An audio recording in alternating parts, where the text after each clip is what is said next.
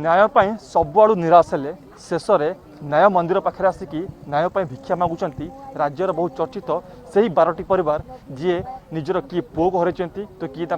पिला हर किए स्वामी को हर आउ किए भाई को हर तेज पूरापूरी भाव घटनार सीबीआई तदंत करने भारतीय विकास परिषद पक्षर हाइकोर्ट एक जनस्वार्थ मामला रुजु कर परिवार मंद आसिक हाइकोर्ट द्वारस्थ होती सम्मुखें छिड़ा दृश्य बर्तमान देखेबी एम परिवार जो परिवार निजर किए पुओ को हर तो किए झील को हर तो किए भाई को हर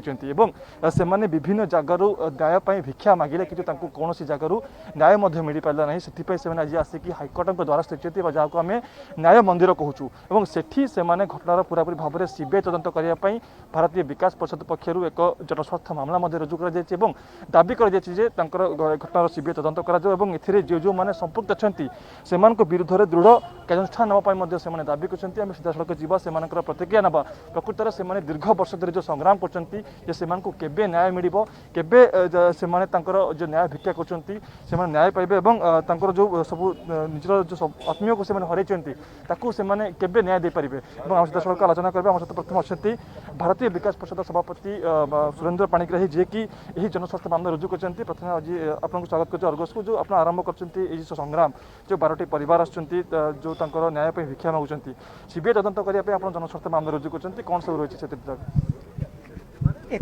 ओडिशार विभिन्न जिलार 12 गोटी परिवार को मिलित भाव आम पूर्व 2 गोटी कटक एंड भुवनेश्वर प्रेसमिट जरिया गणमाध्यम को ओडिशावासी को जनइलु तथापि आम कौन न्याय मिलानी तेणु आम हाइकोर्ट एक जनस्वार्थ मामला दायर कराई 24,767/2021 एथिरे 20 जन को पक्षभुक्त करा जायछि। CBI director chief secretary Odisha गृह सचिव Odisha DGP Odisha crime branch IG Odisha एवं SP Cuttack rural Kendrapara Jagatsinghpur Jajpur DCP Bhubaneswar SP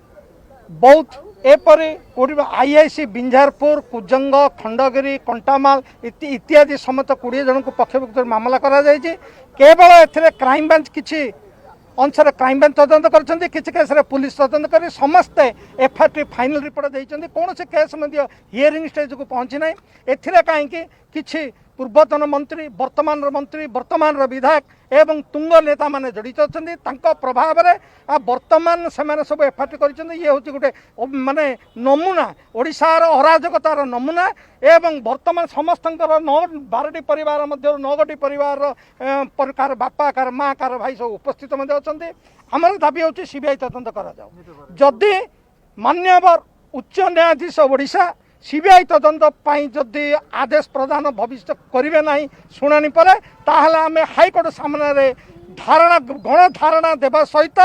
दरकार पड़े सुप्रीम कोर्ट मामला अपील करने बाध्य। आवेदनकारी प्रतिक्रिया शुणुते